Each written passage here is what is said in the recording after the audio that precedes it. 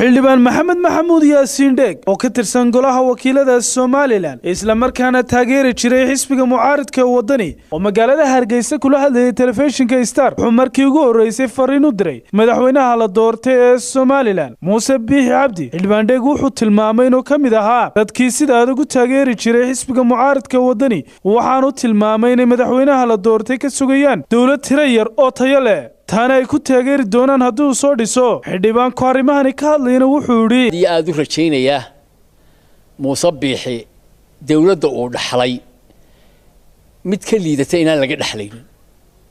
waxaan aad ugu rajo weynahay dawladda laga dhaxli doono Muuse Biixi inay aad u dhaami doonto tumaanta dhaxlay.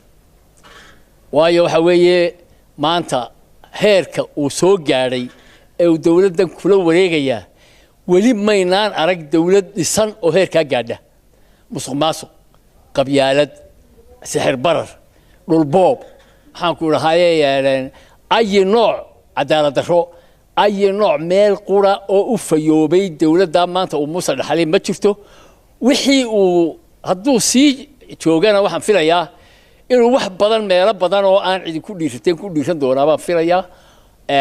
durba talaabada uu qaaday ee ugu horeysay ee dawlad kooban ee uu ku dhawaaqay haddii uu ka adkaysto waraabayaasha yaacaya ee gugujin doona ee kaliya ka gujin doona ee uu aadna u jeclaa ee oran doona tan anna igu dar hadduu ka adkaysto oo uu 15 wasaaradood si cadaalada u dhiso waynu sii taagnaanaynaa baan qabaa.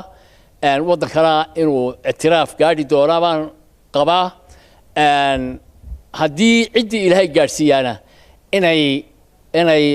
inuu meel wanaagsan gaadhsiinayo. dhanka kale xildhibaan dheeg hadalkiisa wuu sii watay oo wuxuu fariin u diray odayaal shirka ka dhawaaqay magaalada Ceergaabo isagoo arrintaasi ka hadlayna wuxuu yidhi waxaa jirtay horta berigii hore dhaqan baynu lahayn haddii laba nin loo gar qaado ka garta hela lagama daba yaaci jirin oo hambalyo guulwadayna lagalama daba tegi jirin. waxaa la hambalyeyn jiray oo madaxa loo salaaxi jiray ninka garta laga helay haddana qaatay oo la odhan jiray waad mahadsan tahay, aad iyo aad baad mahadsan tahay, nin ragaa tahay. wuxuu yidhi gartii inankaagii waa laga helay, haddii laga helay ma qaatay, haddaa dhalay. waxaa la ammaani jiray oo yidiyo la gelin jiray ninka garta laga helay haddana qaatay ee lagama daba yaaci jirin ninkii garta helay. waayo ninkii garta helay wuxuu degta ku qaatay wixii lagu garamayayba isagaa xambaartay oo la dhaqaaqay. marka isaga intaasaa hambalyo ugu filan. marka imika waqtigan imika aynu joognay casriga iyo dawladaha aynu dhex galnay gaalada ee aynu ku dayanay ayaa inoo bedelay inaynu xagga kolba cadka sii sidata uun inaynu ka daba yacno inaynu hambalyayno. laakiin waxa weeye sidaynu ahaan jiray sidaasay ahayd.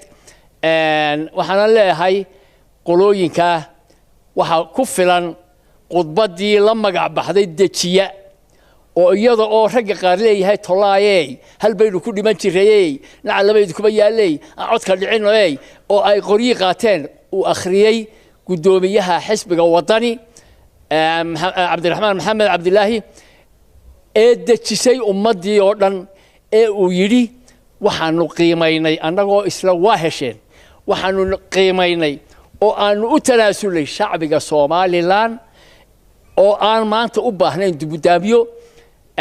ayaanu mar haddii ciddii kasta loo garqaadayo cid bay garta u dhiibataa. ciddii aanu garta u dhiibanay haddii ama eexa qaado ama cadaalad ha qaado ama cadaalad darra ha qaadee hadday cid ugu dhawaaqday waanu qaadanay kala hadli mayno. khudbaddaasi waxay la magac baxday dejiya ummaddii oo dhanna way dejisay. waxaan leeyahay cidda markii dambe yaraa ay ku yara meerdilacday cadhadii ee dib shiraan u abaabulaysana waxaan leeyahay gobonnimo waxaa idinku filan idinka oo yidhaaha guddoomiyaha iyagii iyo xisbiga iyagii wadani ee aanu taageersanayn madaxdiisii sidaa ay garatay baanu annaguna la garanay. sugtaanna waqtigan maanta dhaama. Ismaan Axmed, Ismaan Star TV, Hargeysa.